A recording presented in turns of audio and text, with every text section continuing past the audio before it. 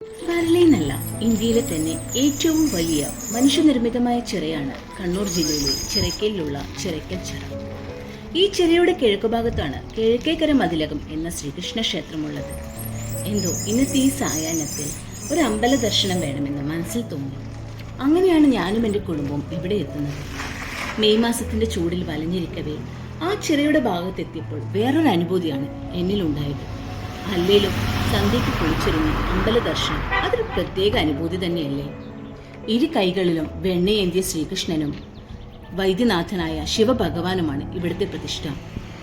ഏതാണ്ട് 2000 വർഷം പഴക്കമുണ്ട് ഈ ക്ഷേത്രത്തിന്. ഇവിടുത്തെ ഊട്ടുപുരയ്ക്കും ഏതാണ്ട് 400 വർഷത്തിലേറെ പഴക്കമുണ്ട്.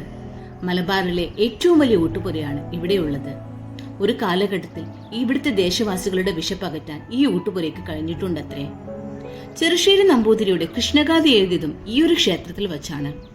കൃഷ്ണഗാഥ രചന വേളയിൽ ചെറുശ്ശേരി നമ്പൂതിരിക്ക് കൃഷ്ണ ഭഗവാന്റെ സ്വപ്ന ദർശനം ലഭിച്ചതായും കൃഷ്ണഗാഥ പൂർത്തീകരിക്കാൻ സഹായിച്ചുവെന്നും പറയുന്നു. സ്കൂളിൽ പഠിക്കുന്ന കാലഘട്ടത്തിലാണ് ചെറുശ്ശേരി എന്ന കവിയെക്കുറിച്ച് അറിയുന്നത്.